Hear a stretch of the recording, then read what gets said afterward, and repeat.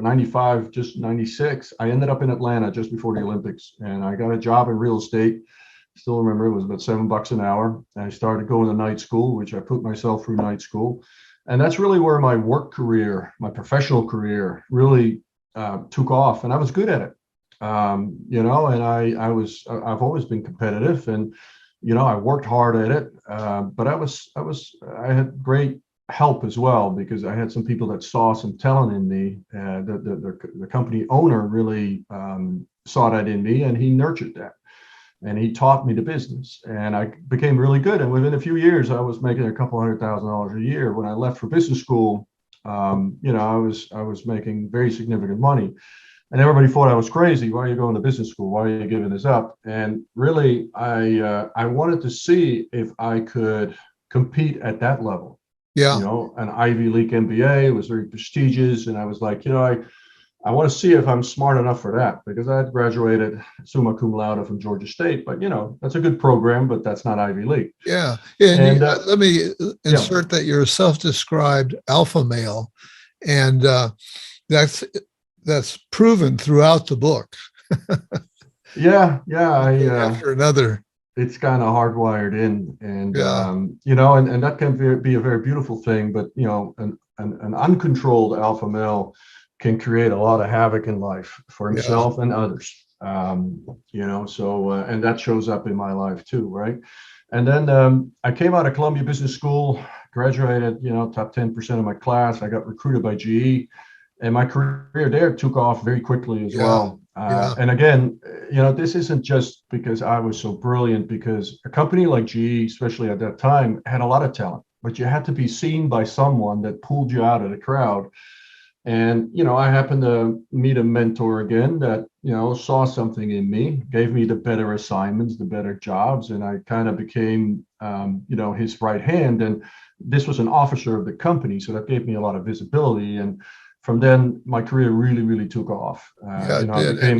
Took off is a good metaphor, because you end up managing a division that's all about airports and the leasing of airplanes. Yeah, first the leasing of aircraft. This was GCAS, which was the largest lessor commercial aircraft in the world. And so I was flying all over the world doing major aircraft deals. And aircraft are very expensive. They're usually traded in fleets. So we're talking deals that are in the hundreds of millions of dollars, or maybe $1 billion. Wow.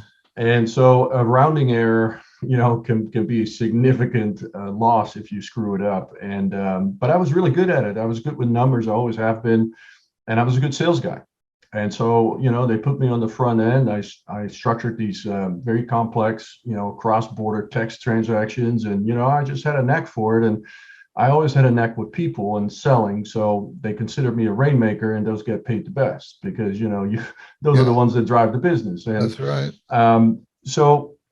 I stayed there until the financial crisis hit, and the regulators came in, because GE was actually indirectly bailed out as well when they backstopped the commercial paper markets, which is your money paper funds. And the regulators came in and said, all this stuff that you guys are doing, it's all cowboy stuff, which is totally true. And that was actually the first demise of GE Capital, which now has been completely separated and sold over several years. But I wound down my unit, and then I ended up buying out an orphan asset, as we call it. It was kind of a leftover 50% partnership that we had in this airport development space, and I bought out the 50% from GE, and that's how I got into business for myself.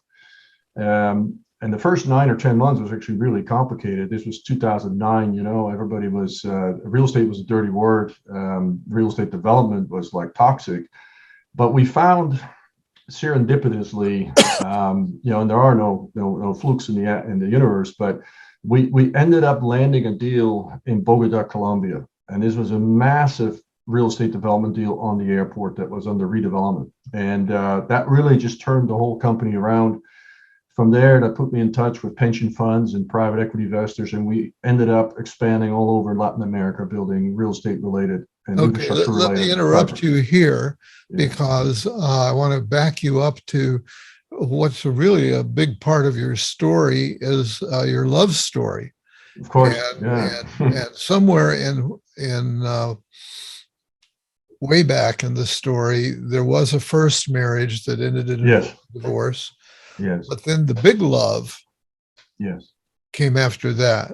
And you, why don't Yeah. I you met tell the her. story of, is it Yeah. So I Kara was. or Kara? How do you Kara, pronounce Kara, yeah, it? Kara? yeah. So I was about 2 weeks into this this program, this executive program in GE. We had this massive central training at Crotonville, which is a beautiful campus, very very well renowned. And so I sat there, and literally she just kind of came. I described it in my book. I still remember it. I remember the dress she wore. She kind of came, floating down the stairs, and it just Yeah. captured my attention. Now, she didn't really notice me until about 2 months later, which I describe in my book. But I was fascinated by her, and there was something in her energy that just captured my imagination. And I pursued it with a vengeance.